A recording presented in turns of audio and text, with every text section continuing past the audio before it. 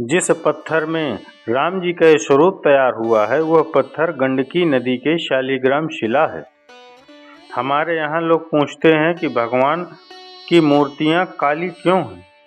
क्योंकि हमारे यहाँ जितनी भी मूर्तियाँ बनाई जाती हैं वो शालिग्राम शिला की बनाई जाती हैं और शालिग्राम प्रत्यक्ष भगवान माने जाते हैं। शालिग्राम शिला वही शिला है जो घर घर शालिग्राम जी होते हैं और सबसे अधिक वर्षों तक चलते हैं शालिग्राम। कभी दूसरा पत्थर डैमेज हो सकता है पर शालिग्राम शिला हजारों लाखों वर्ष तक जस की तस रहती। इसलिए जितनी प्राचीन मूर्तियां हैं भारत में सारी शालिग्राम शिला की हैं। इसलिए गंडकी नदी से दो पत्थर आए थे, आपने सुना हो कुछ दिन पहले, कुछ वर्ष पहले, जिन पर राम जी का सुंदर स्वरूप आज हम सब देख पा रहे हैं। 500 वर्षों का वह स्वर्णिम अवसर अब आया है। भगवान राम अब कितने लोगों ने कुर्बानियां दी। बाबर ने 1527 में पहली बार मंदिर तोड़ा था। अयोध्या में जो मंदिर था उस मंदिर को बनाया किसने था? आओ मित्रों, आज मैं आप भगवान श्री रामचंद्र जी की पूरी वंशावली समझाता हूँ। मित्रों, महाराज दिलीप हुए। सूर्यवंश का इतिहास है। सूर्यवंश में राजा नभक के नाभाग के अम्बरीश के वंश में राजा सगर के असमंजस के अंशुमान के दिलीप के भगीरथ, इन्हीं के वंश में हुए राजा खटवांग। फिर हुए दिलीप की कोई संतान नहीं थी। फिर दिलीप के गौ माता की सेवा करने से पुत्र हुआ रघु, जिनके नाम से रघुवंश पड़ा। रघु के पुत्र हुए हैं अज के पुत्र हुए दशरथ, और दशरथ जी के 4 पुत्र हुए, राम, लक्ष्मण, भरत, शत्रुघ्न, और चारों के 2 पुत्र हुए। चारों के 2 पुत्र हुए, जिसमें कि वंश आगे चला भगवान राम का।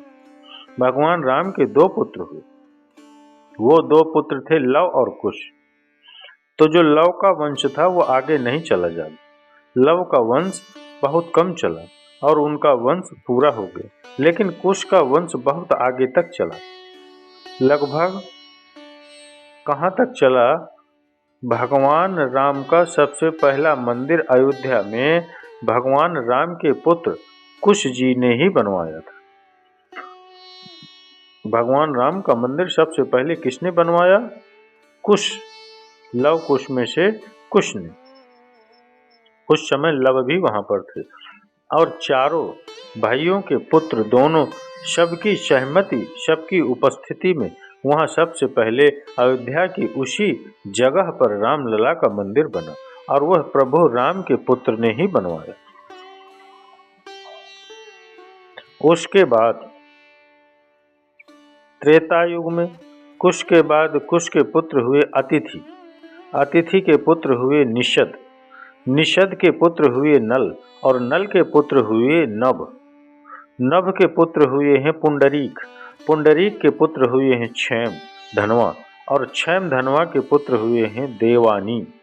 ये कुश का वंश चल रहा है, ये राम जी का वंश चल रहा है। देवानी की एक बेटा हुआ और एक बेटी हुई। तो बेटी का वंश बहुत नहीं चला पर बेटे का वंश आगे बढ़ा और बेटे का नाम था अहिनघु।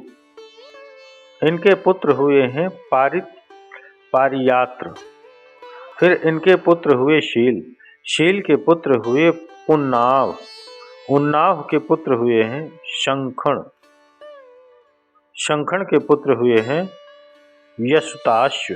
फिर इनके पुत्र हुए हैं विश्वशह, विश्वशह के पुत्र हुए हैं हिरण्यनाभ, हिरण्यनाभ के पुत्र हुए हैं कौशल्य, कौशल्य के पुत्र हुए हैं पुत्र, इनके पुत्र का नाम ही पुत्र था। फिर पुत्र के पुत्र हुए हैं पौष्य, पौष्य के पुत्र हुए हैं ध्रुव संधि, और ध्रुव संधि के पुत्र हुए हैं सुदर्शन, और सुदर्शन के पुत्र हुए हैं अग्निवर्ण। ये अग्निवर्ण तक का इतिहास पूरा जस का तस महर्षि महाकवि कालिदास रघुवंशम महाकाव्य में लिखते हैं। इनके वंश के बाद फिर धीरे धीरे उनका वंश आगे बढ़ता रहा। उसके बाद त्रेता युग समाप्त होता है और द्वापर युग की शुरुआत हुई। द्वापर युग में भगवान श्री कृष्ण आए। भगवान श्री कृष्ण के पुत्र हुए प्रद्युम्न, और प्रद्युम्न जी के पुत्र हुए अनिरुद्ध। अनिरुद्ध के पुत्र हुए हैं वज्रनाभ। वज्रनाभ ने अयोध्या में राम जी का मंदिर बनवाया, जो कि लव कुश ने बनवाया। अब वो बहुत समय हो गया, युग बदल गया, तो वो जीर्ण शीर्ण हो गए।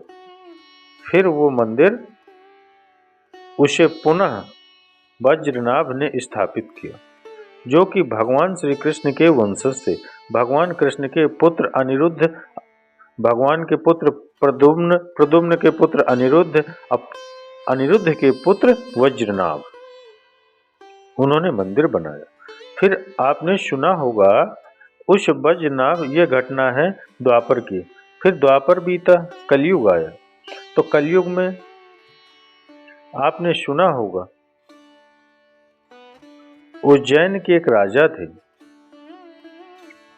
जिनका इतिहास में बहुत बड़ा नाम है, जिनके नाम से हमारे यहाँ विक्रमादित्य का नाम सुना होगा। विक्रम संवत चलता है हमारे, विक्रमादित्य का नाम सुना ही होगा आपने। वज्रनाभ के बाद राम जी का मंदिर विक्रमादित्य जी ने बनवाया। एक बार विक्रमादित्य अयोध्या की ओर गए, तो वहां सरयू के तट पर बैठे, तो वहां उन्हें एक पॉजिटिविटी का अनुभव हुआ, सकारात्मकता का। तो विक्रमादित्य ने पूछा, भाई ये कौन, क्या है यहाँ पर? तो वहां के पुजारियों ने बताया कि ये प्रभु राम का मंदिर था, जो कि अब बिल्कुल जीर्ण शीर्ण हो गए, और समय के साथ शिलाएं, खंबे, चबूतरे सब ढह गए। तब उस मंदिर को कलयुग में सबसे पहले उस मंदिर को आप श्री ने बनवाया, विक्रमादित्य, जिनके नाम से विक्रम संवत चलता है।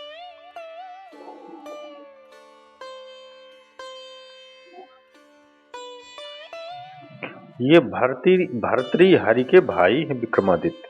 भर्तृहरि की एक सुंदर सी चर्चा है। विक्रमादित्य बहुत श्रेष्ठ राजा थे, उच्च कोटि के। ये विक्रमादित्य वही विक्रमादित्य हैं जिन्होंने उज्जैन में भगवान महाकालेश्वर जी का मंदिर बनवाया। ये वही विक्रमादित्य है। उज्जैन का मंदिर भी आपने बनवाया और अयोध्या का मंदिर भी आपने बनवाया।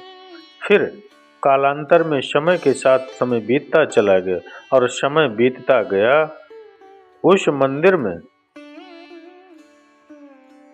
जब आक्रांता आए हमारे देश में, बाबर आया, तो बाबर ने उस मंदिर को तोड़ने के लिए सेना की टुकड़ी भेजी, पर जो वहां के पुजारी थे, वहां के उस समय के वर्तमान रक्षक थे, वे सारे लोग लड़ते रहे,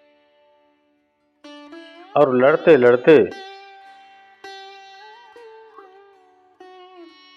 लड़ते उस 1527 में, उस समय तक राम जी का सुंदर मंदिर था, पर बाबर की उस सेना ने, उस टुकड़ी ने आक्रमण किया तेजी से, और सेना बढ़ाई, और उन सारे साधु संतों को मारकर, सनातनियों को मारकर, उस राजा को शहीद करके, और वहां वो मंदिर तोड़ने में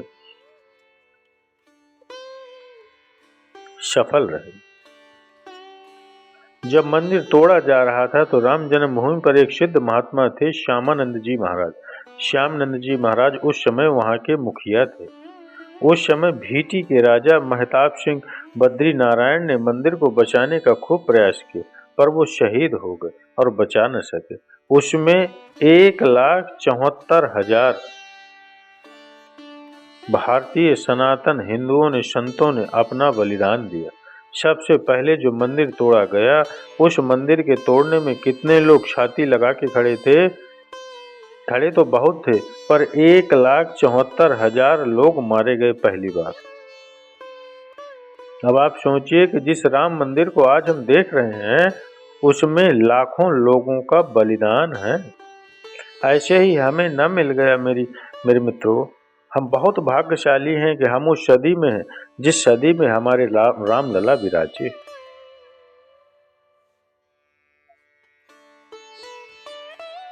एक 1,74,000 हिंदू जब मारे गए, तब मीर बकी अपने मंदिर में उसने अपना झंडा गाड़ दिया अयोध्या जी में।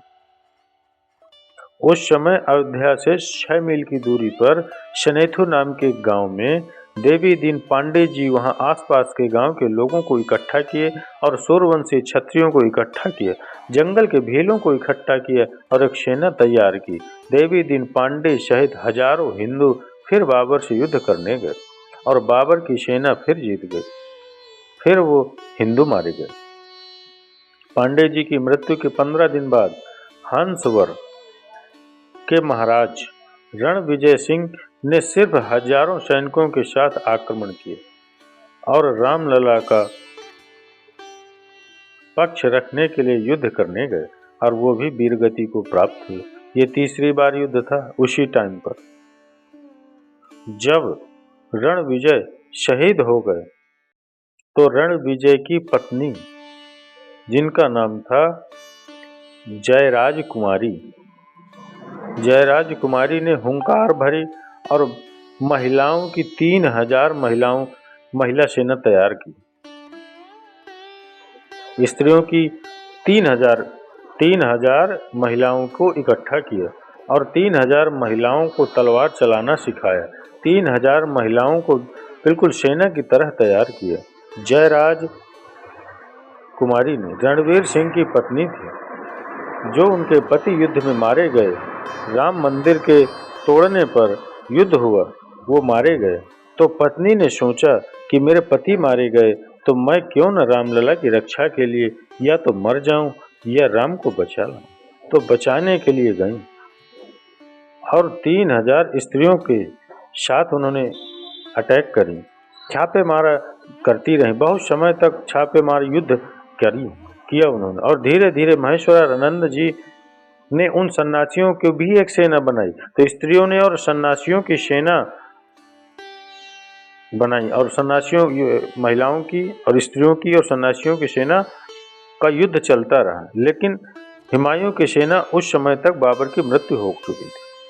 हुमायूं की शाही सेना से युद्ध में महेश्वरानंद और रानी जय कुमारी शहीद हो गई और वहां पर एक मस्जिद बना दी गई, जो बाबर के नाम पर रखा गया। उसका नाम जो बाबरी मस्जिद कहलाई।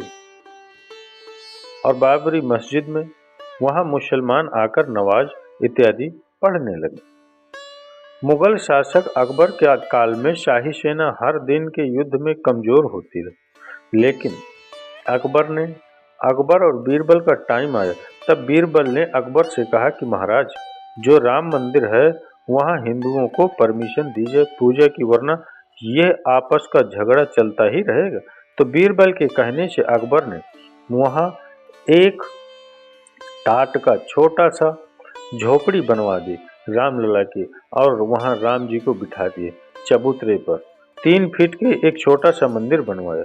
अकबर की कूटनीति थी कि क्यों झगड़ा करना, लेकिन वह भी बहुत अच्छा राजा नहीं था अकबर।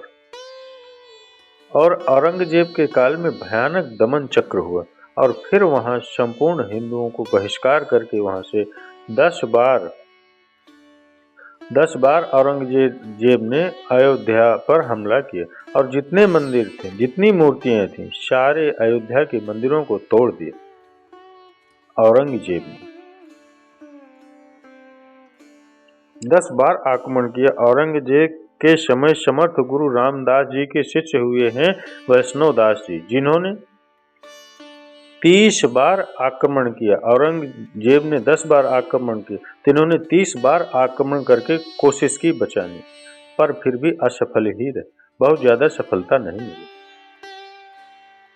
इसके बाद नवाब वाजिद अली शाह के समय पुनः हिंदुओं ने जन्मभूमि के उद्धार के लिए आक्रमण किया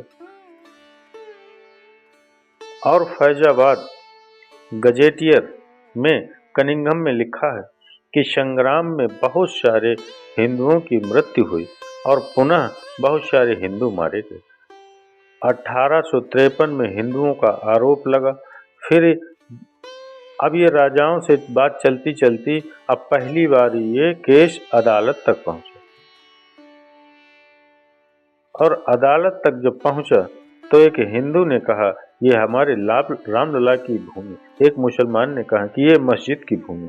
तो दोनों को 1558 में कुबेर टीला स्थित एक इमली के पेड़ में दोनों को एक साथ अंग्रेजों ने फांसी की सजा दे दी कि ना तुम हिंदू ना तुम मुसलमान, दोनों लड़ाई कर रहे हो, दोनों को फांसी की सजा दी।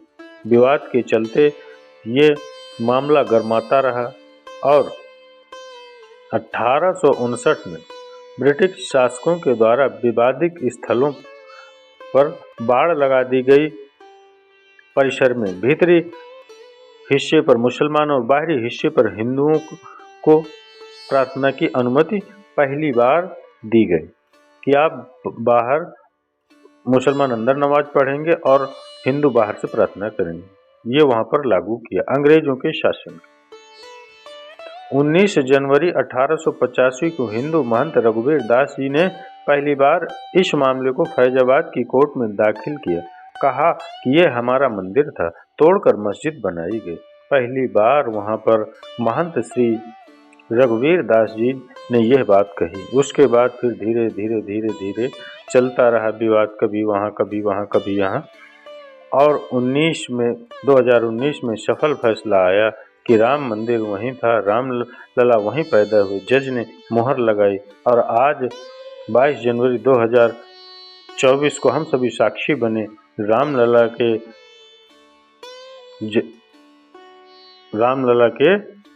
भव्य मंदिर का। जय श्री राम, जय जय श्री राम। अब आप देखिए कि हमारे बाप दादे भी पैदा नहीं हुए थे तब जब से यह विवादित स्थिति थी। लाखों लोगों ने बलिदान दिया है।